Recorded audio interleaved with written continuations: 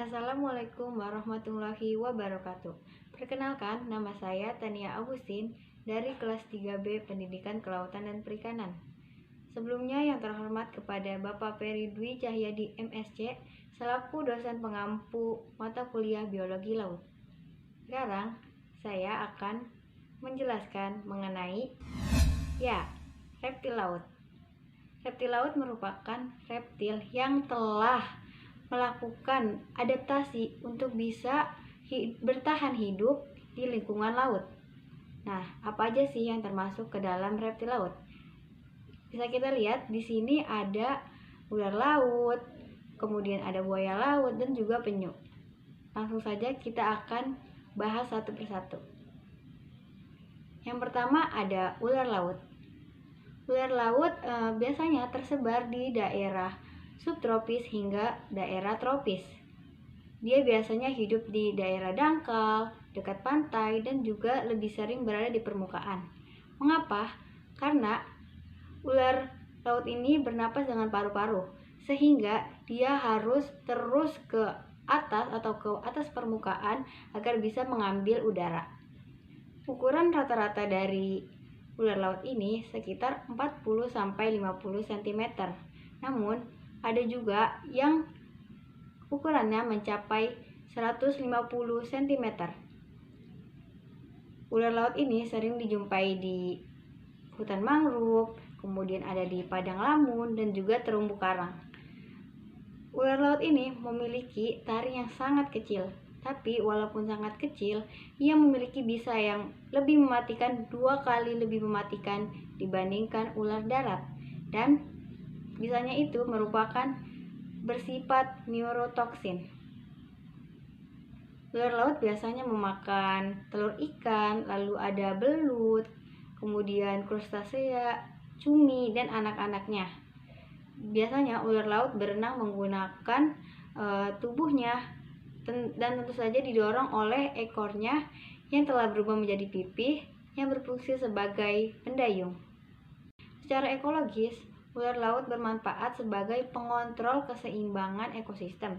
Namun bagi manusia, manfaatnya belum terlalu dirasakan secara langsung karena memang warna kulitnya yang kurang menarik dan juga ukuran tubuhnya yang relatif kecil.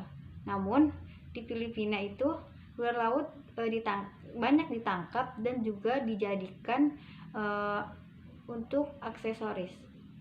Kemudian ada keanekaragaman jenis dari ular laut. Jadi ular laut ini dapat dikelompokkan menurut sukunya. Yang pertama di sini bisa kita lihat ada Hydropids.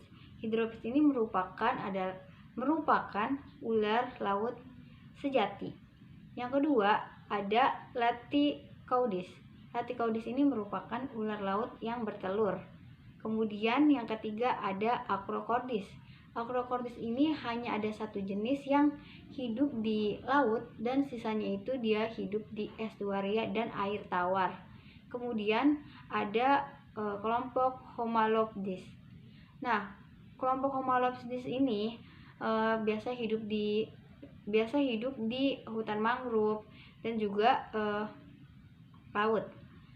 Yang terakhir di sini ada Natrisid. Nah, Natrisid ini merupakan ular laut yang biasa hidup di air asin. Lanjut, yang kedua ada buaya laut. Buaya laut ini merupakan buaya yang ukurannya bisa mencapai 6-7 meter dan berat mencapai 1 ton dan merupakan buaya terbesar dibandingkan dengan buaya-buaya lainnya. Buaya ini bertelur di darat. Walaupun dia hidup di laut, dia akan bertelur di darat dan menaruh telurnya di sungai. Namun dari telur-telur yang sudah menetas hanya 1-3% yang bisa hidup. Kenapa? Dikarenakan kadang air sungai meluap sehingga sarang buaya itu terkena banjir dan telurnya bisa saja pecah ataupun terbawa aliran sungai. Kemudian memang sebaran buaya laut ini cukup luas, mulai dari India, Indonesia, Vietnam, Filipina, dan juga Australia. Karena memang buaya laut ini hidup di laut yang hangat dan di perairan tropis. Manfaat buaya laut kulitnya bisa dijadikan aksesoris seperti sepatu, lalu ada dompet, jaket, ataupun ikat pinggang. Kemudian buaya laut ini juga menjadi top predator dan top karnivora. Buaya juga bisa dikatakan sebagai hewan pembersih. Mengapa? Karena buaya biasa memakan bangkai-bangkai biota yang sudah mati. Kemudian untuk keanekaragaman jenisnya, jadi buaya ini memiliki kerabat dekat yang masih masuk kelompok buaya. Ada 3 suku, yaitu ada aligator, krokodil, dan juga Gapialidae. Selanjutnya yang terakhir nih, yang terakhir itu ada penyu. Jadi penyu ini memang sudah kita ketahui dia itu bisa berenang mengembara ribuan kilometer dari tempat lahirnya. Namun yang uniknya, pada waktu ia akan bertelur, ia akan kembali ke tempat ia lahir.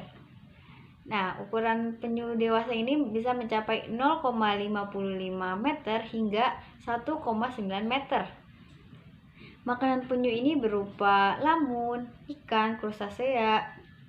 Kadang-kadang juga ia memakan spons dan juga ubur-ubur.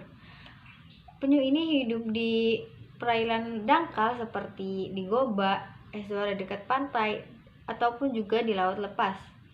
Penyu dapat menyelam 35 menit hingga 45 menit dikarenakan memang penyu memiliki kemampuan metabolisme yang dapat diatur hingga ke tingkat yang sangat rendah. 6 dari 8 penyu di dunia itu ada di Indonesia. Penyu dapat mencapai umur 80 tahun. Penyu betina sekali bertelur berjumlah 50 sampai 200 butir. Semakin besar induk penyu, maka semakin banyak telur yang akan menetas. Penyu ini memiliki kelenjar garam di dekat matanya. Karena memang kelenjar garam ini berfungsi sebagai alat untuk pengeluaran kelebihan garam yang ada di tubuh penyu. Nah, untuk itu makanya penyu sering terlihat menangis, padahal itu merupakan pengeluaran garam dari dalam tubuhnya. Secara ekologi sebagai herbivora dan juga karnivora. Manfaat bagi manusia, sisik penyu dapat dimanfaatkan sebagai barang perhiasan, kerajinan, atau juga bisa dijadikan bingkai kacamata.